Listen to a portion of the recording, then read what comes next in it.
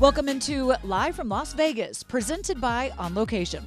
Visit onlocation.com/SB56 for the ultimate Super Bowl 56 experience.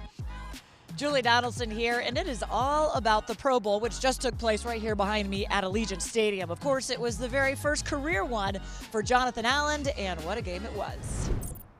It was a day for the defense here in Vegas. The two teams combined for 7 interceptions and 3 defensive scores in the first half. Jonathan Allen recorded 3 combined tackles, 1 for a loss as the AFC wins their 5th straight Pro Bowl, 41-35.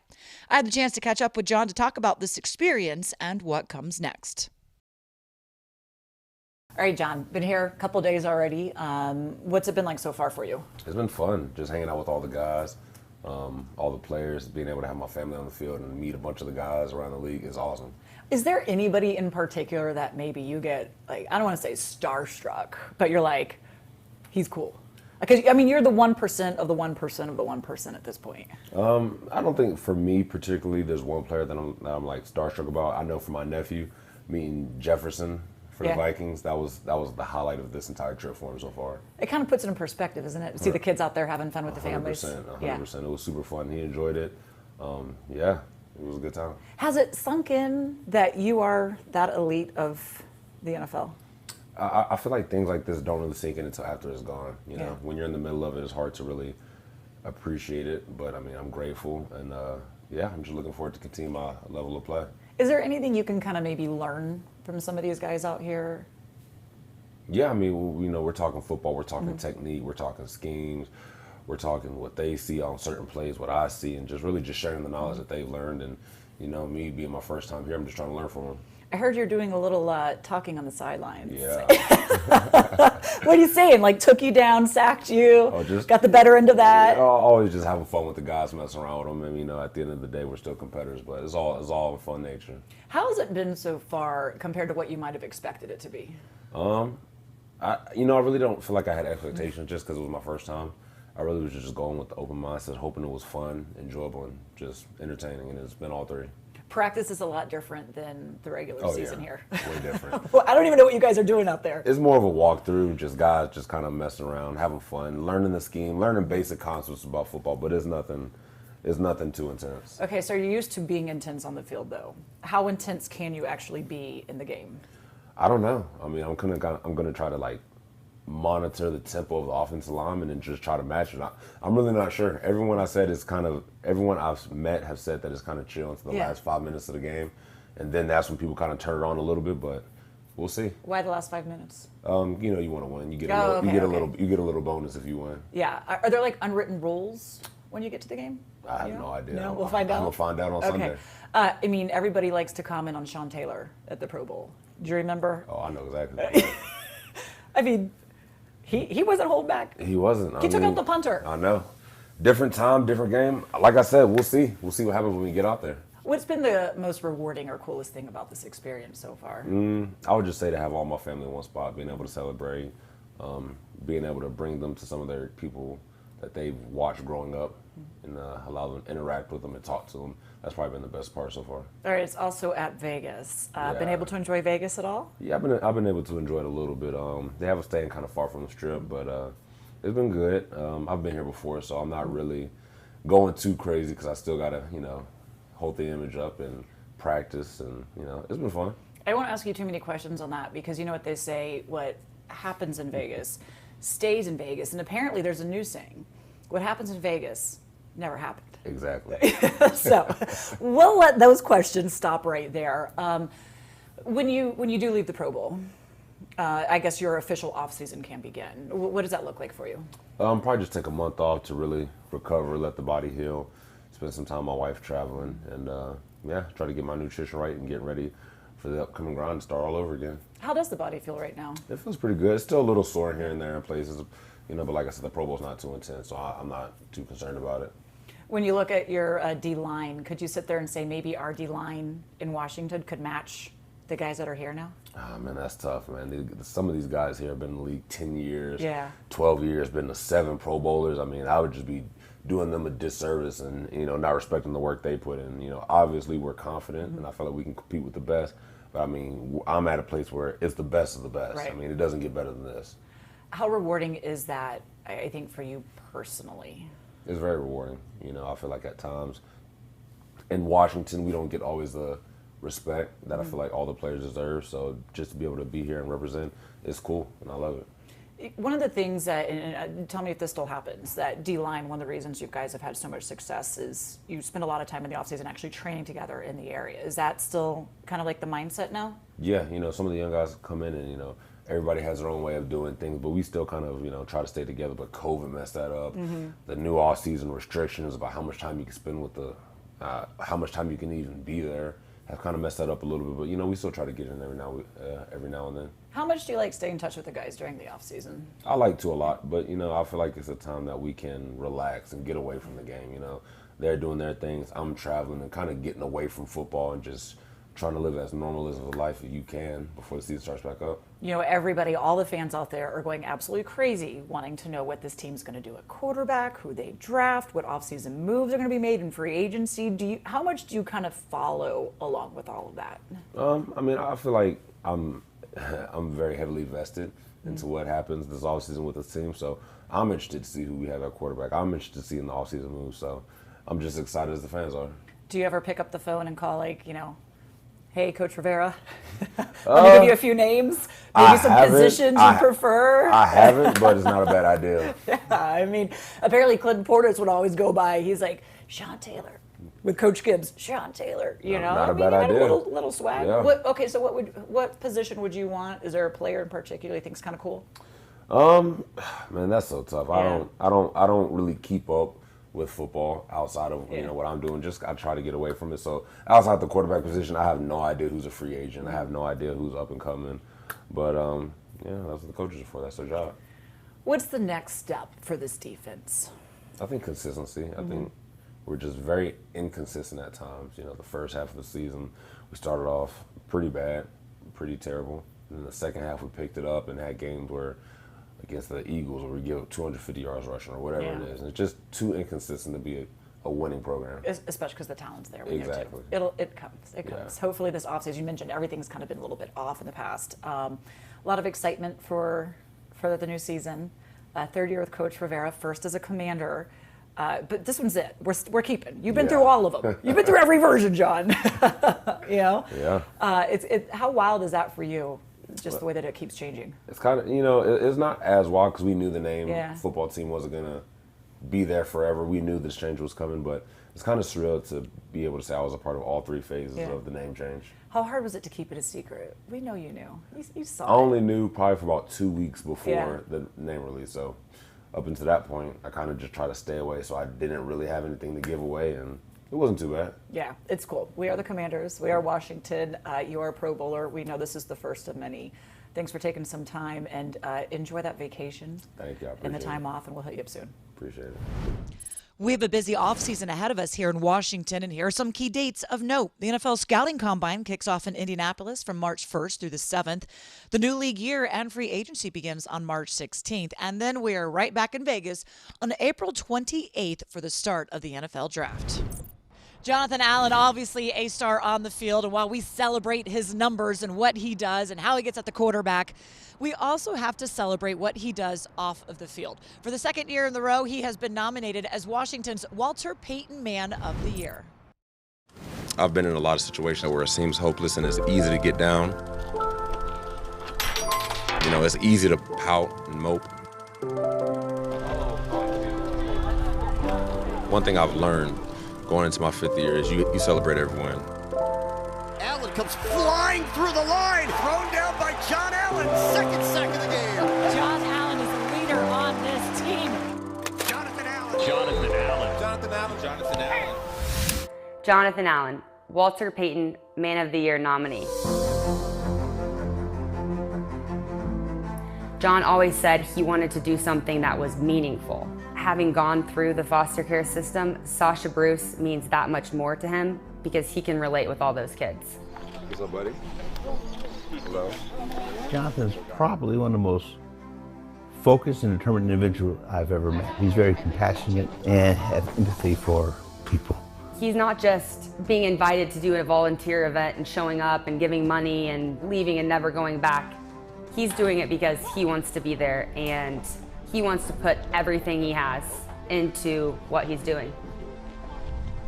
Jonathan's always been, say, for the community, with his fellow teammates, always been a role model and a standard setter. He's showing them that irrespective of your upbringing, you can still achieve your goal. I'm not here for the talking, I'm here for the playing. Trust y'all, trust me, trust each other, and go have some fun. Jonathan's extremely disciplined, and for us, the definition of discipline is always doing the right thing when no one's around. Growing up in Ashburn, I would say that Jonathan wants to help his community that much more. Most people just see him as a football player and they see the fame and they see his success on the field. He's so much more than that. Anytime I see him interact with the kids, I get to see the real Jonathan.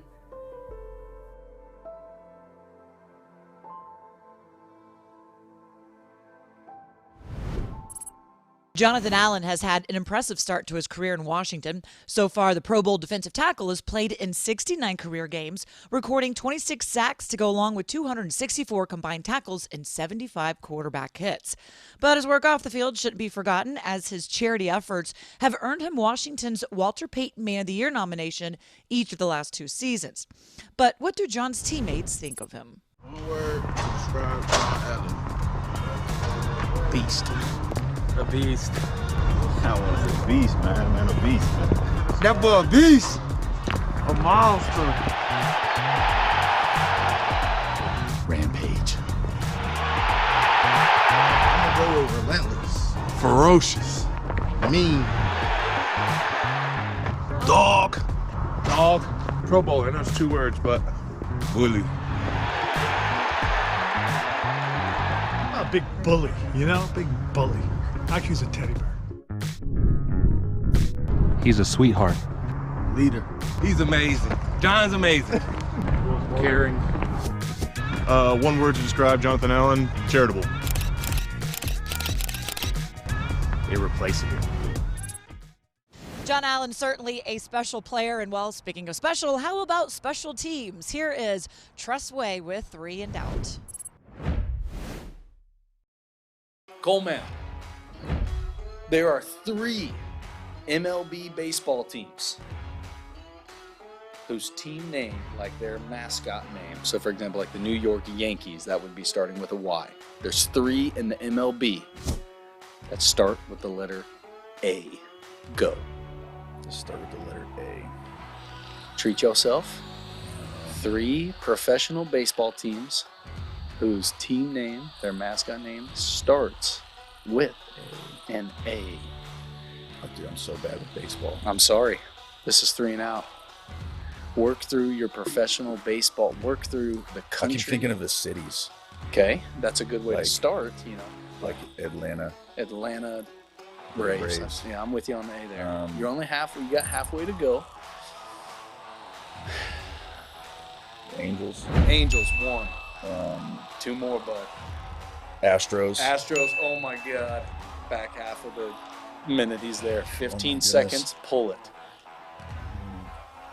What letter did I say it starts with? A. Okay.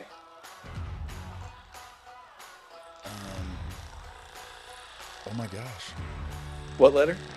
A. The A's. Oh, I don't know. It was Athletics, right there. We'll have to go to the tape, but dude, honestly, if I get to call the shots, I say you're in, my friend. I was like, well played, man. Stay with us, because after the break, we're talking Commanders with some of the best to ever suit up for the Burgundy and Gold. Joe Theismann, Doug Williams, Gary Clark, and Santana Moss. And you don't want to miss it, and you don't have to wait long, just 3 minutes. Can finding the right position mean a win for the whole community? Since 2010, Bank of America has funded 20,000 jobs for youth. Now we're teaming up with even more local employers, like the Washington football team, to equip underserved youth with vital job skills. It's all part of our long-standing commitment to advance racial equality and economic opportunity in the communities we call home. Visit bankofamerica.com/youthjobs to learn more. All right, here we go. Miller in motion. Wait, is that a baby on the field? It looks like it, Craig. And the defensive linemen are playing peekaboo. I've never seen anything like that before. Harris now appears to be burping the baby. That's a great moment right there. Ref going to the rule book here. Well, wait a minute. Harris is off to the races. We don't need any more trick plays. Touchdown! But we could all use more ways to save. Are you kidding me? It's going to be a long bus ride home for the defense. Switch to Geico for more ways to save.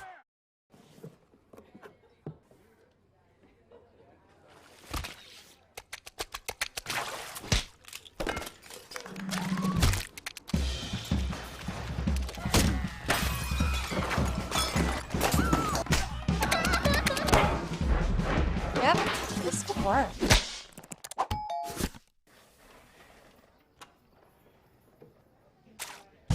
Vistaprint, your partner in an ever-changing world. Gambit DC, the world-class sports betting app and website. Gambit DC will be there for the first pitch, the first slam dunk. Bet on your favorite sports and teams, collegiate and professional. There are multiple ways to bet. Spreads, money line, over-under. Want to win big? Try a parlay. Want to be a part of the action? Try in-game betting. It's easy, it's secure, and it's at your fingertips. Gambit DC. It's sports, only better. Powered by DC Lottery. GambitDC.com. Happening here, night and day. 'Cause we're doing it here the 202 way. It's the place for me and the place for you. Place we call the 202. The game is back. Time to celebrate you. DC's all about the 202. Celebrate with DC's favorite 202 scratcher. It's back with over $300,000 in total cash prizes. This one is intercepted.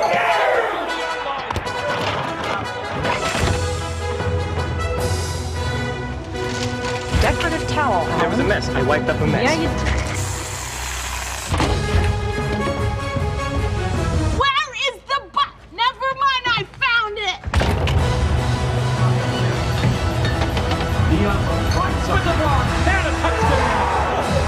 Welcome back, football fans. We'll see you in the fridge.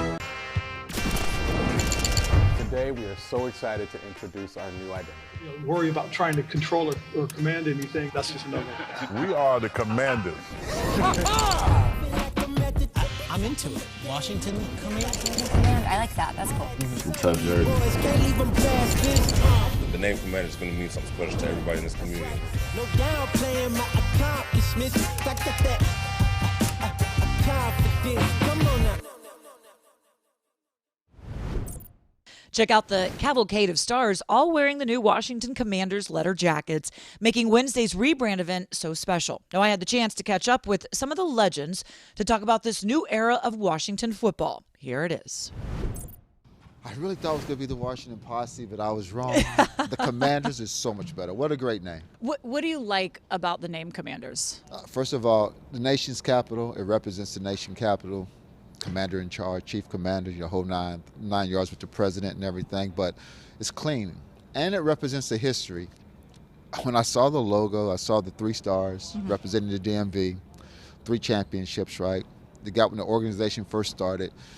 You're blending the past with the present, and that's what I like about it, the whole name. And the Commanders is a take charge name, come on. It's that taking it is. charge. Yeah. Take charge. What they're saying, like, command the field, command the line, command the game. There's a lot to do this of take command. It's not easy, though, to kind of go through all this process. You've been a part of it. You've been a part of a lot of the panels, of the discussions. What do you think was the most challenging part of this over the last 18 months to get to where we are today? Because the process itself, it's just a process, They have to go through it. But I think everyone's better because you did go through it. I think I look at it like this. The past merged with the future, and the Commanders came out of it. And it's going to be a great name. And once the Washington team starts winning consistently, everybody was a Commanders fan. Everybody thought it should be the Commanders. That's what everybody's going to say. The ones that said that it should not be that, once we start winning, they're going to swore that there was always a Commanders fan from day one. And winning cures everything. Always has, always will. I think we've done a wonderful job taking the past and moving it towards the future. And if you just look at the jacket itself, the logo is new.